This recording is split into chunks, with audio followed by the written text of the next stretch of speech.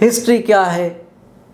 ظاہر ہے کہ آپ کو لینی پڑتی ہے، اس میں ڈیوریشن پوچھا جاتا ہے، نیچر آف الرجی کہ آپ کو کس چیز سے محسوس ہوتا ہے کہ بھئی آپ یہ الرجی کے سمٹمز ہوتے ہیں، ڈیوریشن کیا ہے، کتنے عرصے سے چل رہا ہے، فریکوینسی کیا ہے، کتنی بار ہوتا ہے، جیسے مہینے میں، دن بھر میں، سال میں، اس طرح سے۔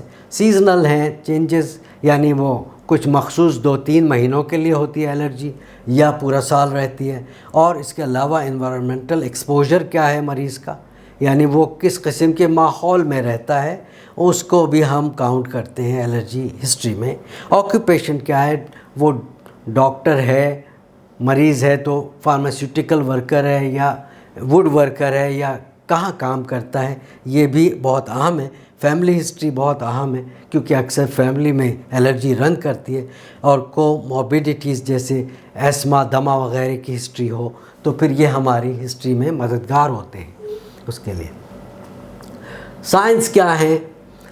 وہ علامات جو ہم دیکھ کر پہچانتے ہیں کہ اس مریض کو الرجی کی شکایت ہے۔ نوز میں، ناک میں سب سے پہلے ایڈیمٹس پھیل میکوزا، یعنی جو میکوزا ہے وہ تھوڑا سا سوج جاتا ہے، اور اس کے علاوہ جو نارمل کلر ریڈش یا پنکش ہوتا ہے اس سے ہٹ کر وہ پیل ہو جاتا ہے، تھوڑا سا بہت فیڈڈ کلر، جیسے کیونکہ پانی بھر جاتا ہے ناک کے میکوزا میں بھی تو اس کا کلر فیڈ ہو جاتا ہے، تھوڑا پیل۔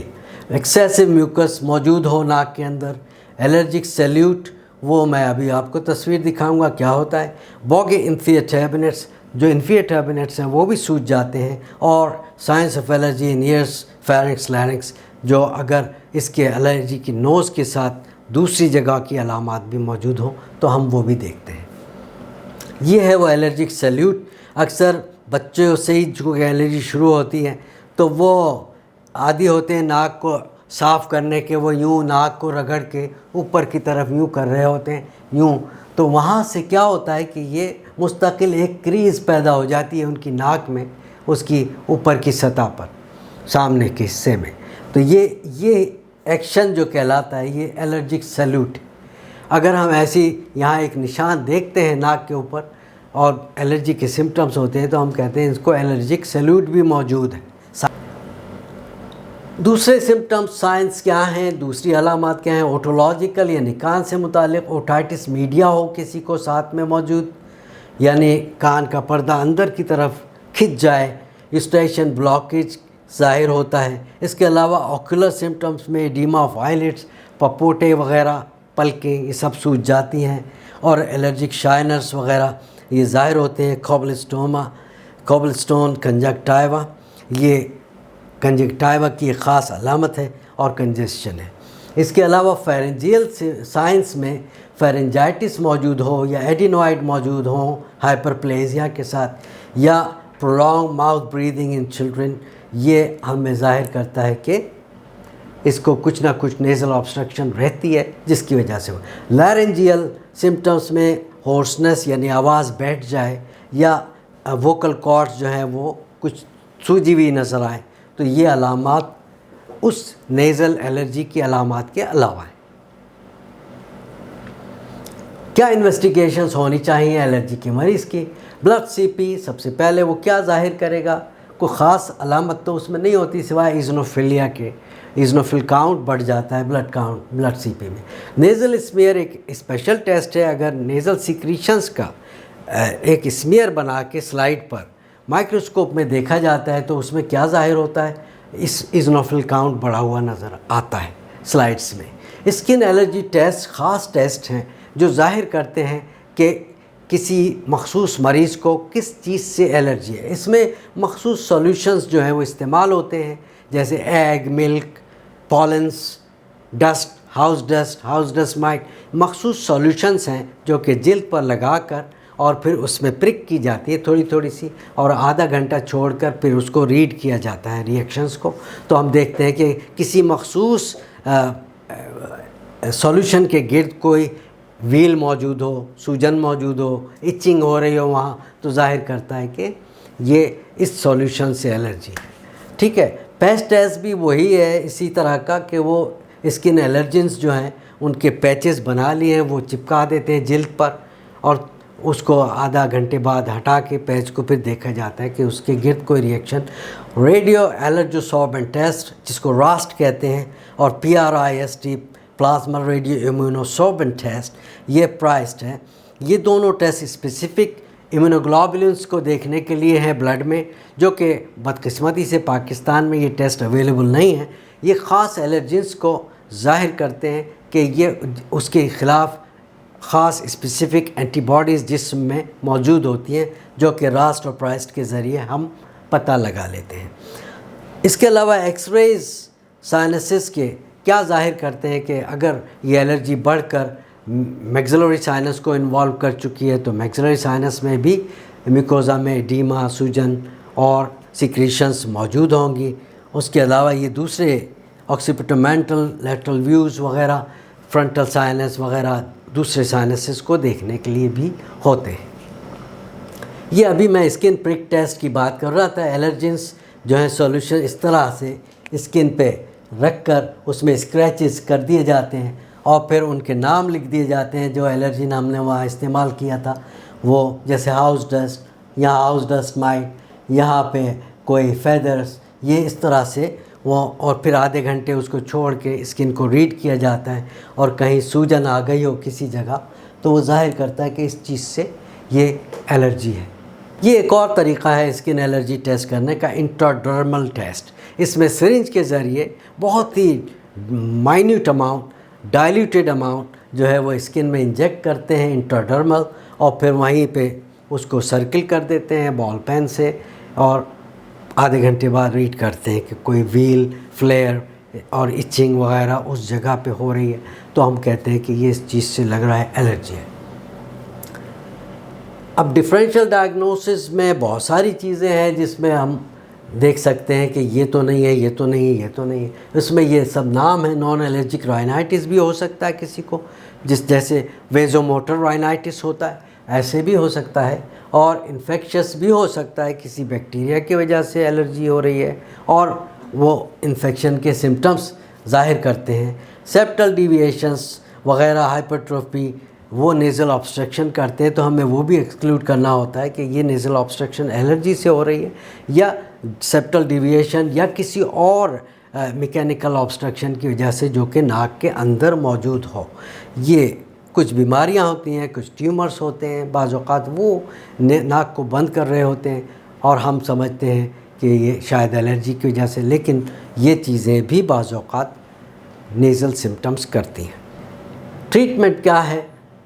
اس میں 4 اسٹریٹجیز ہیں.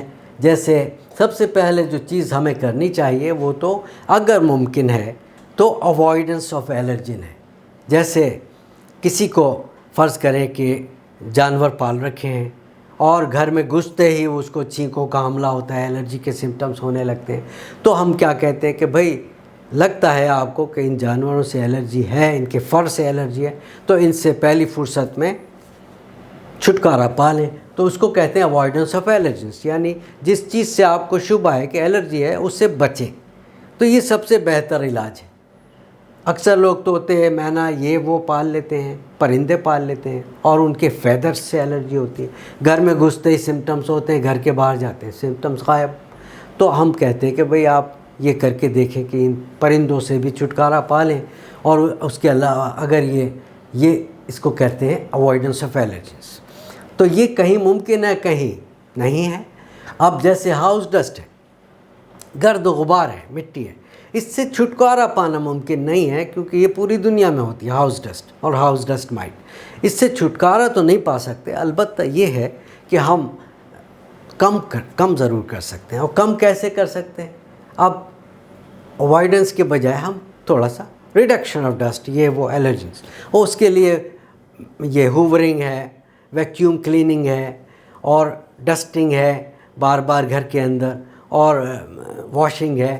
یہ جو چادریں ہیں، تکیے ہیں، غلاف ہیں، پردے ہیں، ان کو جلدی جلدی واش بھی کرا جائے تو اس میں اتنا زیادہ، اور قالین جو بچھا لیتے ہیں لوگ اس میں بہت زیادہ ڈسٹ جمع ہو جاتی ہے جس کی وجہ سے الرجی بڑھ جاتی ہے. تو وہ کیا جا سکتا ہے. ٹھیک ہے. اس کے علاوہ اب ٹریٹمنٹ کیسے ہوتی ہے؟ یہ کچھ دواؤں کے ذریعے اینٹی ہسٹامین سب سے زیادہ ہے. اگر کسی کو الرجی کے سمٹم ہو رہے ہیں تو اینٹی ہسٹامینس ہیں جیسے کہ H1 ریسیپٹر بلاکرز ہیں, اور اس میں سیٹریزین ہے اور دوسرے فیکسوفینیڈین ہے. یہ میڈیسنز جو ہیں ہمارے بہت اچھی کارآمد ہوتی ہیں اور یہ اینٹی ہسٹامینکس الرجی کے سمٹمز کو روکنے میں کافی مددگار ہیں.